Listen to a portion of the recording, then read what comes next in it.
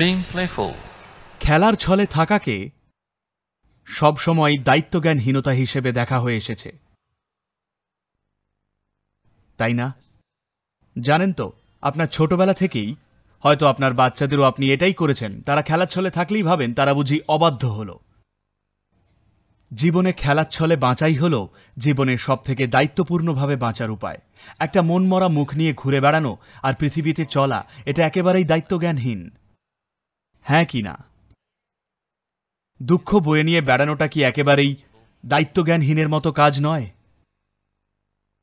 হ্যাঁ, এটাই সবচেয়ে দায়িত্বজ্ঞানহীন কাজ যা আপনি করতে পারেন। তো খেলার ছলে থাকা দায়িত্বজ্ঞানহীনতা নয়। খেলার ছলে থাকা মানে খুব দায়িত্বশীল হওয়া আর জীবনের প্রতি সাড়া দিতে সক্ষম থাকা। খেলার ছলে থাকলেই আপনি সেটা করতে পারেন। যখন আপনি গুরুগম্ভীর, জগৎটাই অস্তিত্বহীন আপনার কাছে, শুধু আপনি আর আপনার ছাইপাশ। ঠিক যখন আপনি গম্ভীর, শুধু আপনি আর আপনার ছাইপাশ, তখন জগৎ আর অন্যান্য জীবনের অস্তিত্ব নেই আপনার কাছে। একমাত্র খেলার ছলে থাকলেই আপনি সবকিছুতে মনোযোগ দিতে পারবেন। প্রকৃত এই জগতের সবকিছুর প্রতি সাড়া দিতে পারেন একমাত্র খেলার ছলে থাকলেই, নচেত পারবেন না। শুধু এর ভারই আপনাকে মেরে ফেলবে। তো খেলার ছলে থাকা কোনো দর্শন নয় যা আপনাকে তৈরি করতে হবে। আমি খেলার ছলে থাকবো, আমি খেলার ছলে থাকবো না। না, বিজ্ঞান আপনাকে বলছে গোটা ব্রহ্মাণ্ডই কেবল শক্তির একটা নাচ মাত্র। যে শক্তিগুলো এই অস্তিত্বকে তৈরি করেছে তারা সবসময় খেলার ছলেই থাকে। এই সংস্কৃতিতে চিরকাল সৃষ্টিকে বর্ণনা করা হয়েছে ভগবানের লীলা বলে। যখন তারা বলতেন ভগবানের লীলা, বহু চিন্তাশীল মানুষ ভাবলেন, ও মূর্খটা আমার জীবন নিয়ে খেলছে, তাই বুঝি এত দুঃখ। সৃষ্টির শক্তিগুলো প্রতিনিয়তই সক্রিয়। If they stop playing, you're finished. তারা খেলা বন্ধ করলে আপনি শেষ, তাই না? এই সমস্ত মৌলিক শক্তিগুলো স্বয়ং দেহের ভেতরেই। তারা যেন সব সময় পুরো দমে সক্রিয় থাকে। শুধু তাহলেই সবকিছু ঠিকঠাক। খেলা বন্ধ করলে বা তারা খেলতে না চাইলে You're done. You're over. আপনি শেষ, খেলা শেষ। তা এই খেলা খেলা ভাব কিন্তু শুধু আপনার আচরণে নয়, মানে এটা কিন্তু আপনার ভাবভঙ্গি নয়, এটা সৃষ্টিকর্তার ভাবভঙ্গি, এটা সৃষ্টির ভাবভঙ্গি। আপনি যদি সৃষ্টি আর সৃষ্টিকর্তার সাথে একই লয়ে থাকেন তবে খেলার ছলে থাকাটা খুবই স্বাভাবিক।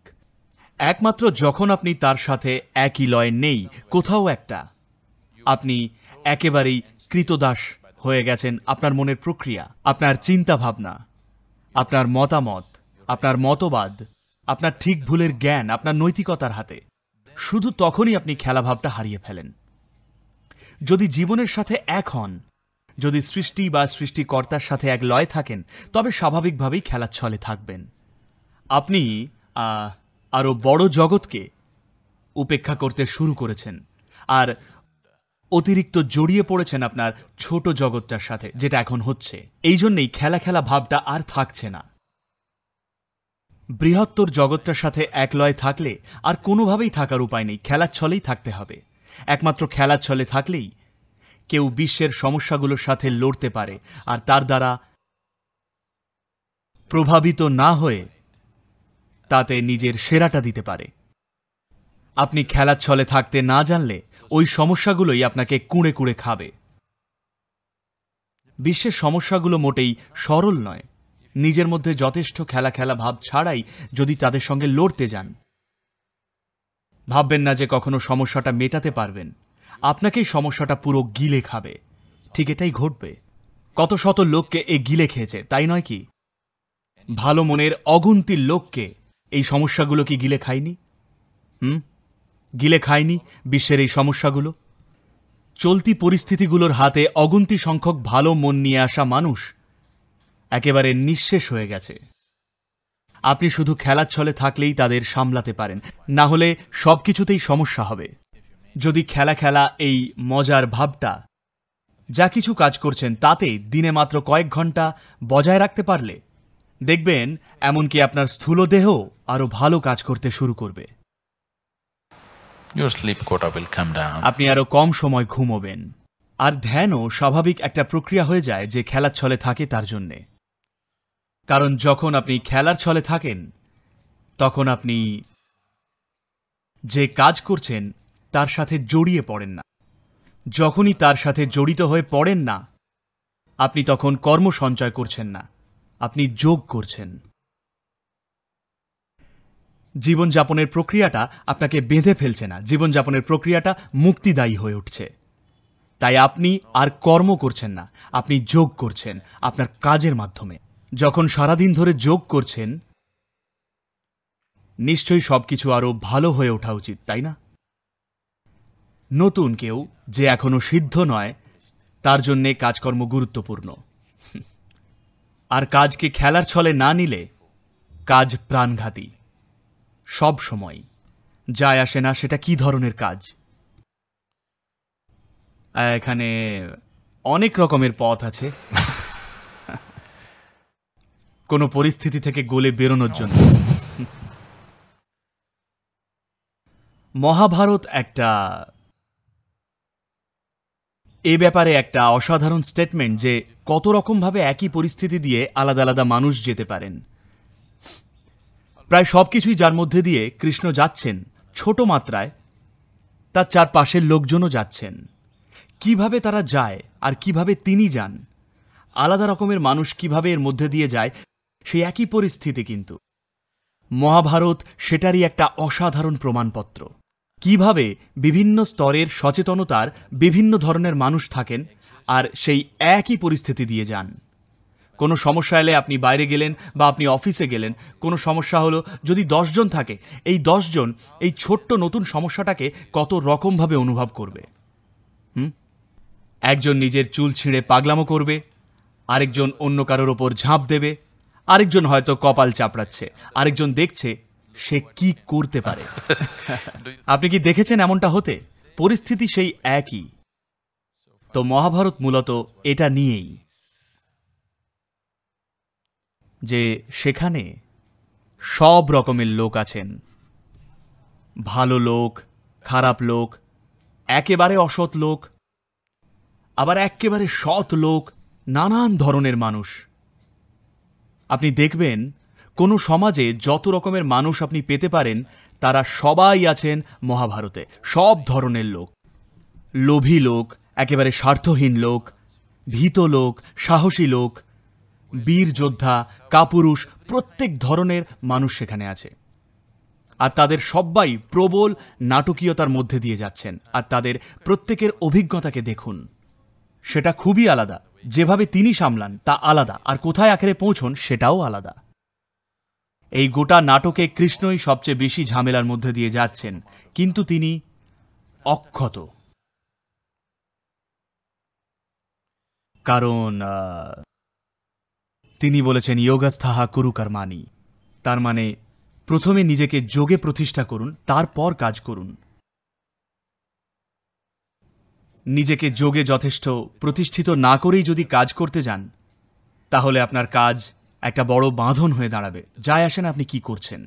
সহজ জিনিস যা মানুষ জীবনে করবে বলে ভাবে, হাজার হোক, বেশিরভাগ মানুষের জন্যেই, বিশ্বের 95% লোকই, তারা শুধু যা চেয়েছে তা হল জীবিকার জন্যে কিছু একটা আয় করা, জন্ম দেওয়া, বাচ্চা মানুষ করা, ব্যাস এটাই। খালি এই ছোট্ট নাটকটা যেটা নিজেদের জন্যে তারা বেছেছেন, এটাই তারা চেয়েছিলেন। একটা ছোট্ট ব্যবসা বা চাকরি, একটা বাড়ি, স্ত্রী, সন্তান, স্বামী, ব্যাস এইটাই। খালি এটা সামলাতে কোথায় না হারায় তাদের অনেকেই একেবারে উন্মাদ, পাগলাগারদে গিয়ে পৌঁছন খালি একটা সরল কাজ করে, তাই নয় কি? হ্যাঁ, তারা বিশ্বের কোনো সমস্যা হাতে তোলেননি। তারা ধর্মগুপ্ত হতে চান না, তারা বিশ্বের ধর্ম প্রতিষ্ঠা করতে চেয়ে তেমন কোনো বড় গুরুদায়িত্ব তারা নেয়নি। খালি জীবিকা অর্জন, টিকে থাকা এবং বংশবৃদ্ধি আর মরা, যেটা পৃথিবীর সব জীবই করে। দেখুন তাতেই মানুষের কি হালটাই না হচ্ছে। কতজন লোক একেবারে পাগল হয়ে যাচ্ছে, কতজনই বা ইতিমধ্যে অর্ধেক পাগল। হ্যাঁ, প্রচুর লোক, তাই না? এটা অস্বাভাবিক রকমভাবে ক্ষতি সাধন করছে। সরল জীবনের প্রক্রিয়াকে। এটার এমন হওয়ার কথা নয়, কিন্তু দুর্ভাগ্যবশত অনেকের জন্যেই ওটা সেই দিকেই যায়, কারণ শুধু কোনো লীলাময়তা নেই তাদের জীবনের শৈলীতে, কোনো খেলা খেলা মজার ভাব নেই তাদের বাঁচায়। তারা অতিরিক্তই গুরুগম্ভীর। এখন এই দুটো জিনিসকে স্ববিরোধী বলে মনে হয়। একটা স্তরে কথা বলছি ভক্তি, প্যাশনের তীব্রতা নিয়ে, অন্যদিকে খেলার ছলে থাকা নিয়ে। এটাই আসল ব্যাপার। এটা প্যাশন হলে You must burn with it. আপনি অবশ্যই তার সাথে থাকুন। আপনি উৎসাহ শূন্য হলে জানবেন না এটা কি, এটা শুধু আপনাকে জ্বালাবে, কিন্তু আপনি এর উপকারিতাটা জানতেই পারবেন না। আপনাকে সত্যিকারের জ্বলতে হবে, তা না হলে একেবারেই এটা কি জানতে পারবেন না। যদি আপনি ভক্তির পথে চলতে চান, আবার নিজেকে বাঁচাতেও চান, তাহলে এটা কাজ করবে না। ভক্তির উদ্দেশ্যটা, প্যাশন বা আবেগের পথকে বাছার উদ্দেশ্যটাই হল যা কিছু তা আপনি পুড়িয়ে ফেলতে চান, যাতে শুধু আপনার প্যাশনের বিষয় কিংবা ভক্তির বিষয়টাই আপনার মধ্যে থাকে। যাকে আপনি বলেন আমি, সেই আমি এই সহজ প্রক্রিয়াতে পুড়ে ছাই হয়ে যায়। এটা কোনো চিন্তাশীল মনের কাছে আত্মবিধ্বংসী মনে হয়, কিন্তু যদি না সীমিতকে জ্বালিয়ে ফেলতে ইচ্ছুক হন, অন্য সম্ভাবনাটা কখনোই আপনার মধ্যে আসে না। যদি সত্যি অন্য সম্ভাবনাটা আপনাকে ছুঁতে হয়,